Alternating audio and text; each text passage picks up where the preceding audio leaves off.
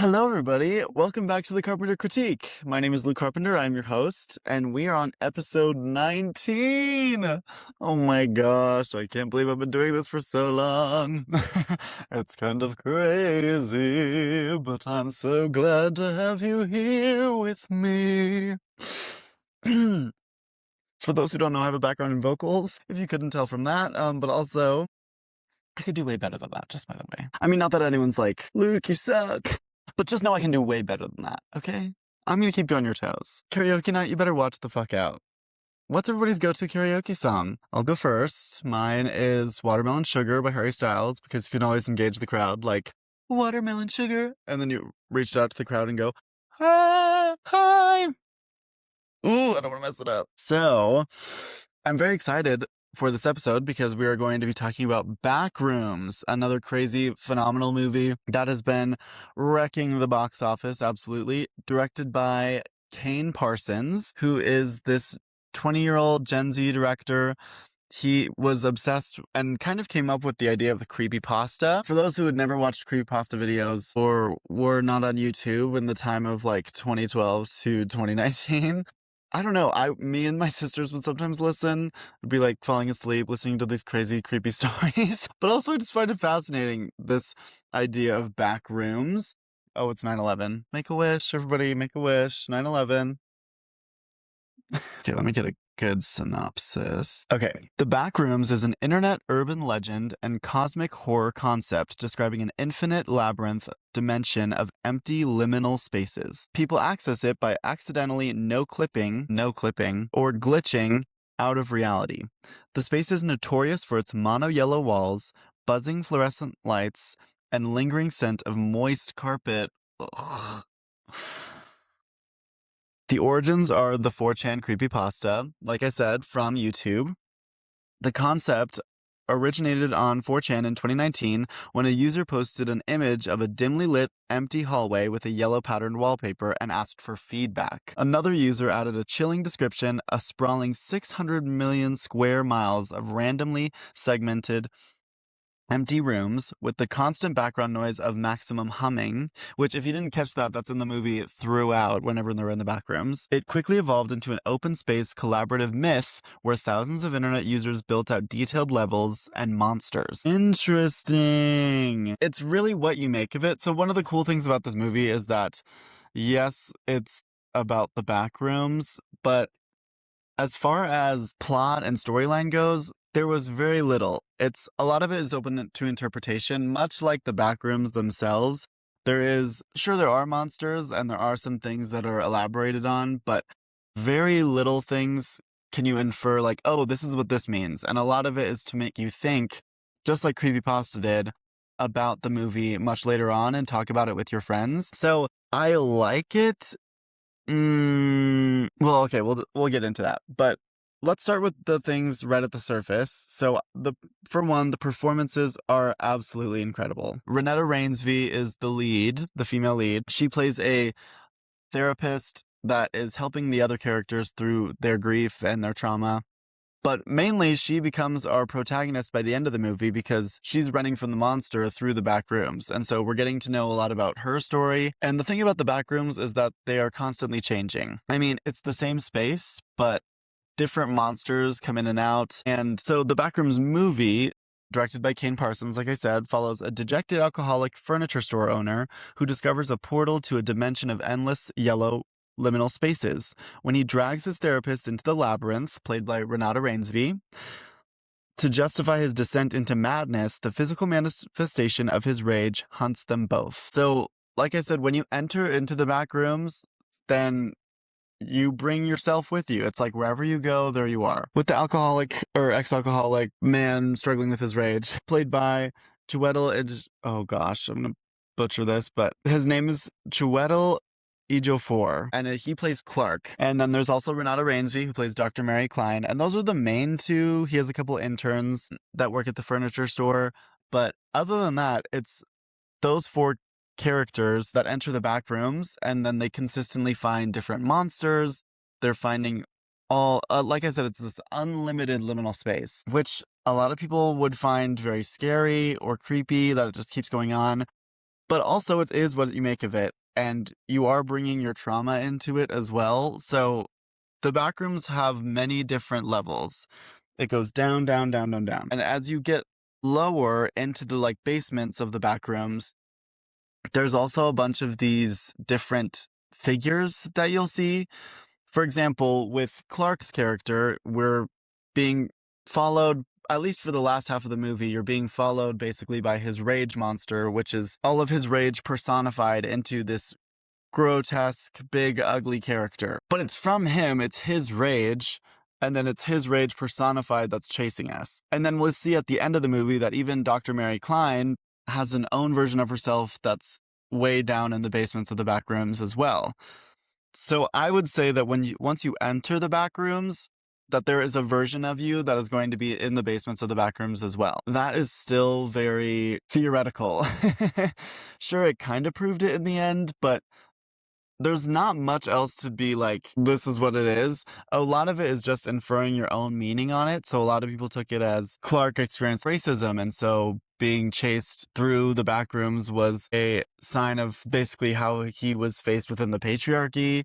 And all of his rage is due to having to be the man and provide for his family. There was a couple of my friends also had the theories of that it's your trauma. So it's like a window into your trauma, which there's a storyline about Dr. Mary Klein. She publishes a book during the time, and it's about a window into the soul. And so maybe it is about running from your trauma, running from the worst of you. But then what would Dr. Mary Klein be running from if it's maybe her patient's rage, or the fact that she couldn't help someone and couldn't help as a therapist? Is that her worst fear? Is the Backrooms just something that brings out your worst fear that will chase you throughout the Backrooms? We know those interns, spoiler alert, those interns did die. So there's a lot that's going on. I think the performances are absolutely amazing. Clark and Dr. Mary Klein, their performances are awesome.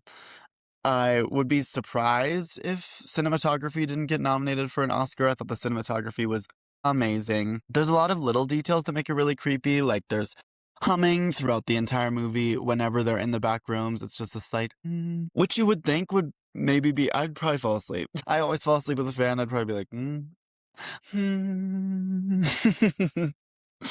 But I guess people would see that as creepy. The constant fluorescent lights is kind of crazy. I feel like it's homophobic. I need dim lighting at all times.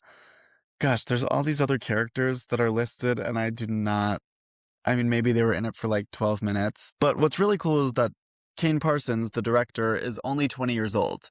And I thought it was a really awesome idea that the studios trusted a 20-year-old to direct such a big movie. And clearly it worked out. I mean, the box office success from Backrooms is insane. And for those who don't know, May was kind of a horror movie blow up. We had Hokum, which stars the guy from Parks and Rec, and Severance. I'm forgetting his name. Is it Adam Klein? Adam Scott. Whoopsie.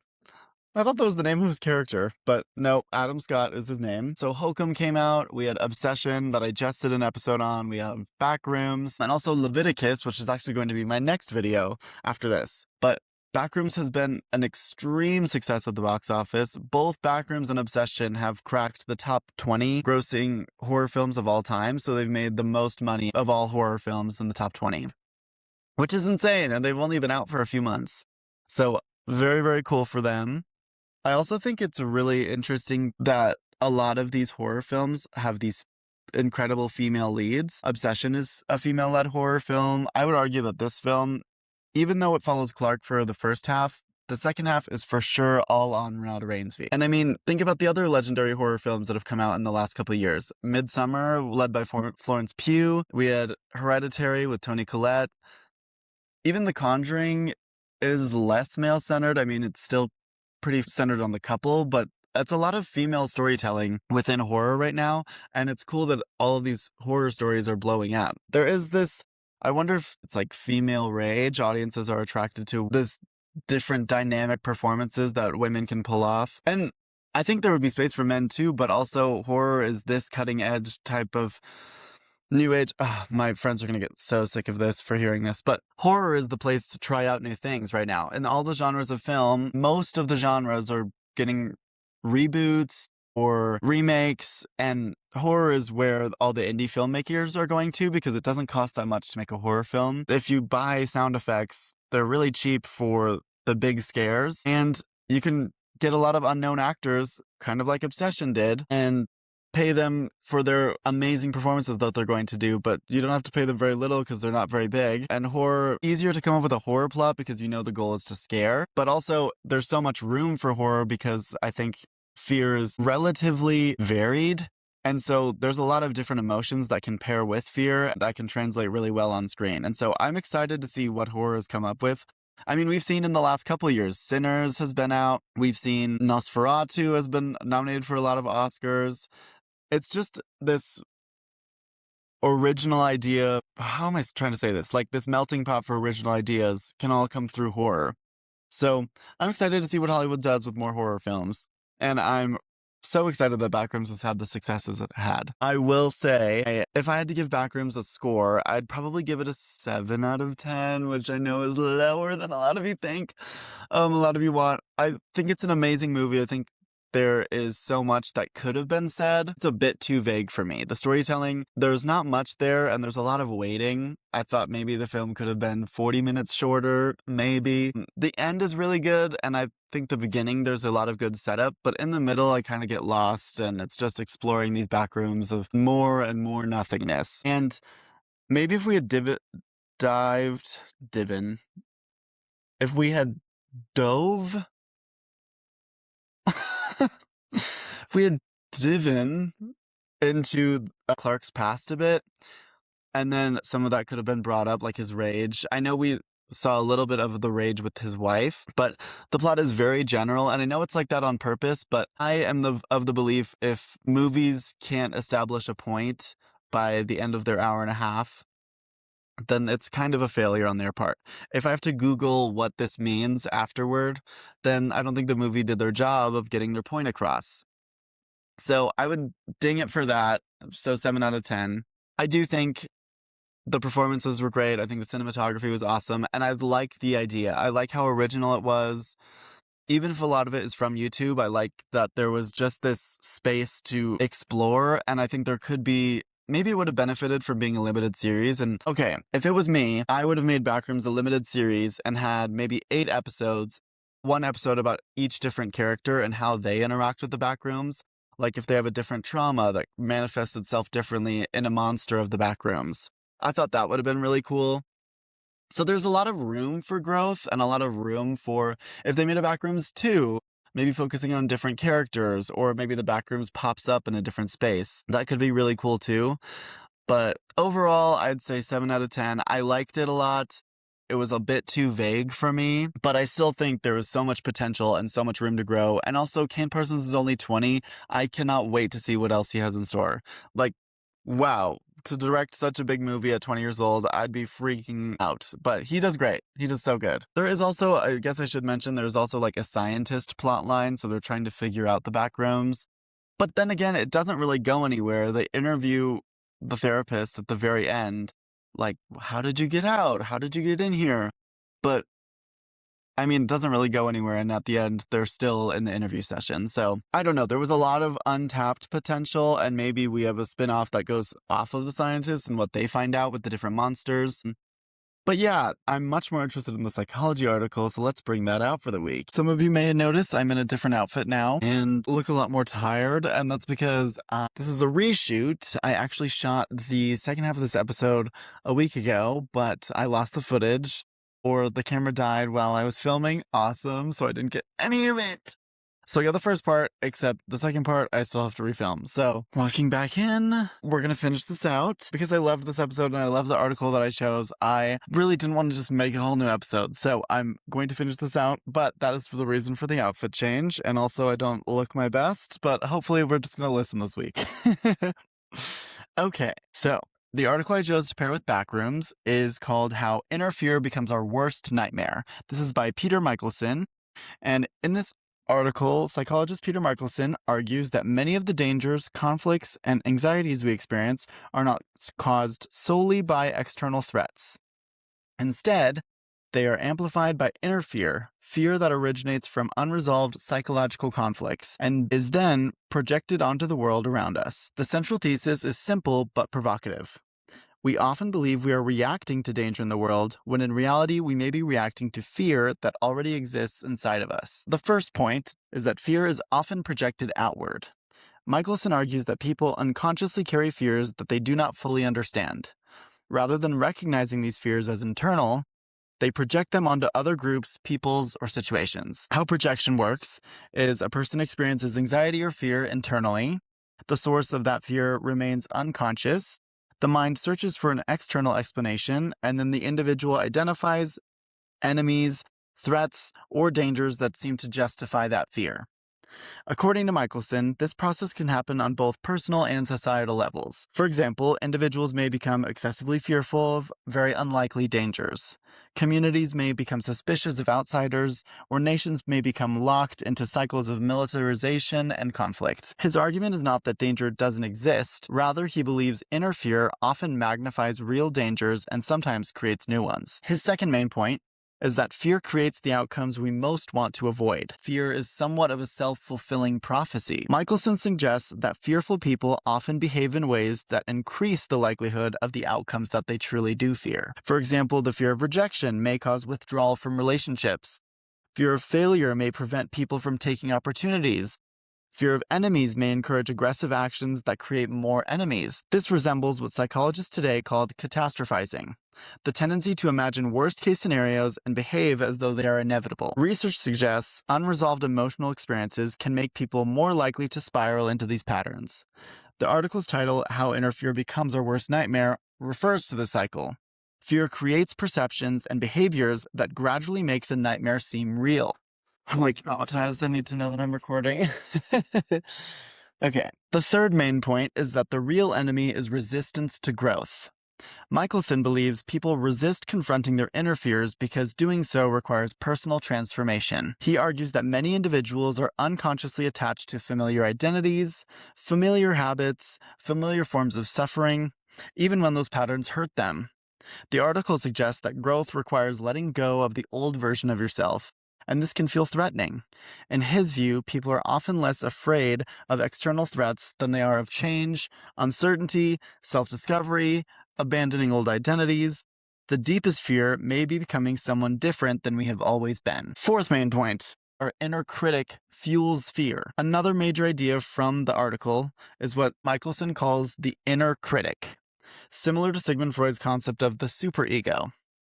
The inner critic judges us, shames us, generates self-doubt, and creates feelings of inadequacy. When this internal voice becomes dominant, it produces fear and defensiveness.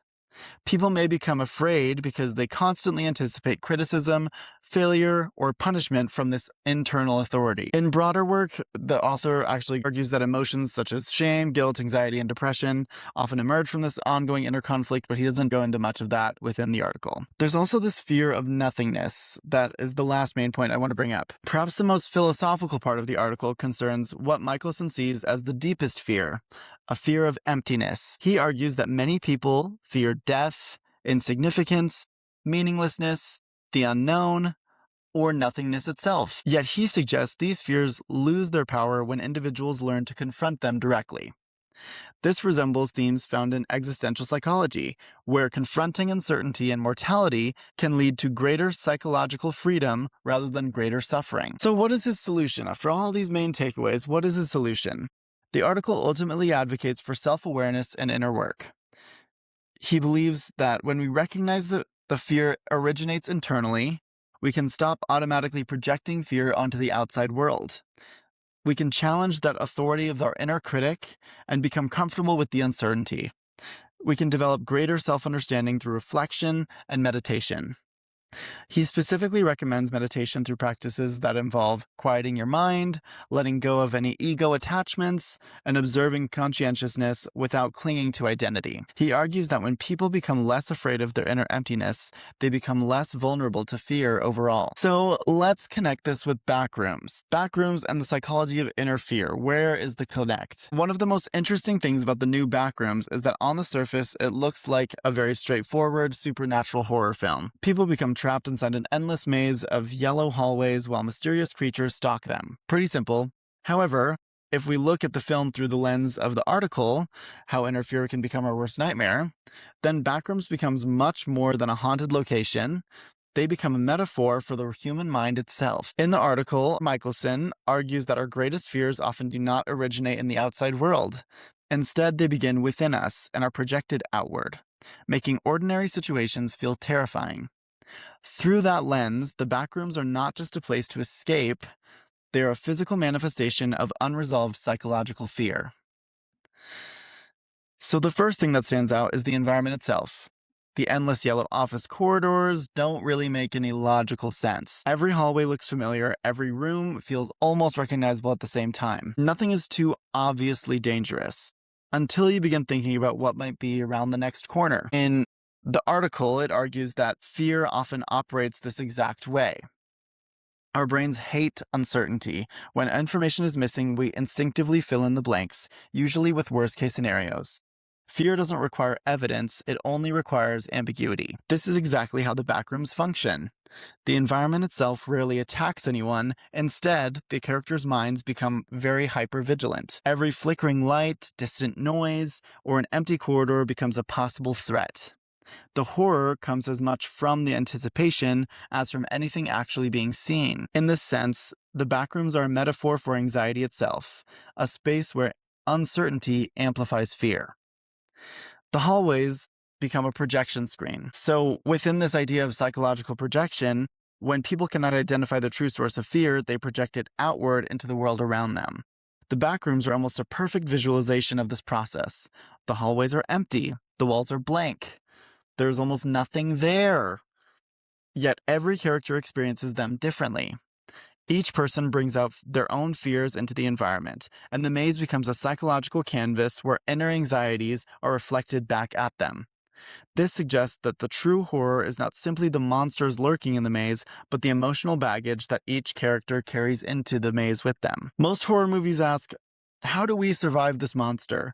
And sure, while Backrooms does ask that, it also asks, what if the monster exists because we refuse to confront our fear? We see that with Clark, his fear was of his own anger, and his anger becomes personified in the monstrous villain, Pirate Clark. We also see Dr. Mary Klein's inner fear of not being able to help someone, not being able to save someone like her mother, or like Clark's anger with his ex-wife. That anger becomes personified within the maze, just as Dr. Mary Klein's fear. She's unable to save Clark and unable to help Clark, even from his own anger. Viewed in this way, the creatures in the backrooms symbolize unresolved fears rather than purely external enemies. The less the characters understand themselves, the more frightening the creatures become. This echoes a common psychological idea. When people avoid painful emotions, these emotions often return in more disruptive forms, such as a big man-eating monster, or an anger beast. This film externalizes that process by turning fear into something that can chase you down a hallway. Another major point in the article is that fear often creates the very outcome we're trying to avoid. In Backrooms, panic consistently makes your situations worse. Characters rush into unknown spaces, they become separated from one another, ignore reason, and make impulsive decisions because fear overrides their careful thinking. Psychologically, this aligns with what we know about the fight or flight response. Under acute stress, attention narrows, reasoning declines, and survival instincts take over.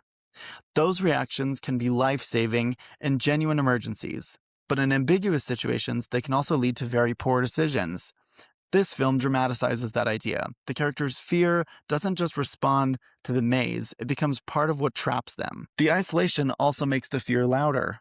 The backrooms are defined by profound isolation. There's no familiar landmarks, no outside reassurance, no certainty that anyone else is nearby other than monsters. In the article, it argues that when we're cut off from grounding relationships or reality checks, the mind's internal fears become much harder to challenge. Without that external feedback, anxious thoughts can spiral. The endless corridors become an echo chamber for every fearful thought. There's also this big thematic overlap within the article and backrooms of this fear of meaninglessness. The maze seems to have no purpose. There is no clear beginning, no obvious exit. There's no explanation to the backrooms. They're just here. The absence of meaning is deeply unsettling because humans naturally seek patterns and narratives. When those are missing, many people experience this existential anxiety. The film captures this by placing its characters in a world that resists explanation, forcing them to confront the uncertainty itself. So why does Backrooms feel so familiar? Well, one reason the audience connect with the film is that the setting resembles this ordinary place. An old office, maybe an old school, or an old hotel, an old shopping center. Michelson would argue that this matters because our minds often attach fear to familiar environments, especially ones that have emotionally significant experiences. This movie takes something mundane and makes it uncanny. Instead of haunted castles or abandoned cemeteries, it uses spaces we recognize, suggesting that fear can transform even the most ordinary surroundings. The real escape isn't physical. By the end of the film, the viewer is asking, how do you escape the backrooms? And in the article, it suggests another question. Can you escape if you're still carrying the fear that trapped you? Whether or not this is the filmmaker's intended message, it's a compelling psychological reading. The maze becomes less about finding the correct hallway and more about confronting the internal fears that shape perception and behavior. Backrooms works because it taps into something deeper than jump scares. It captures the unsettling experience of being lost, not just in a place, but in your own mind. In the article, it argues that our worst nightmares often grow from unresolved inner fears that we project onto the world around us. Backrooms gives us the idea in a haunting visual form. The endless corridors become a symbol of uncertainty, the creatures embody fears that we struggle to face, and the maze reflects the way anxiety can make ordinary spaces feel threatening. The result is a horror story that isn't just about escaping a labyrinth, it's about the psychological challenge of confronting fear before it turns every hallway into a nightmare. All right. Well, that is my interpretation of Backrooms. I know there is a bunch of other interpretations out there. There's plenty of different thoughts on the internet that you can see as well, but I overall did enjoy the film. I got a lot of the psychological meaning from it. I'm so glad to Peter Michelson for writing that article. And that is all I have for you today. Thank you so much for listening to the Carpenter Critique. I so appreciate everybody engaging in the content and listening to every podcast. I will be back next week. Woo woo! If you want to follow me on social media, I am at the Carpenter Critique on every social media platform. Please subscribe to the YouTube and follow on Spotify, Apple Podcasts, and Amazon Music. Thank you so much, and I'll see you next week. Bye!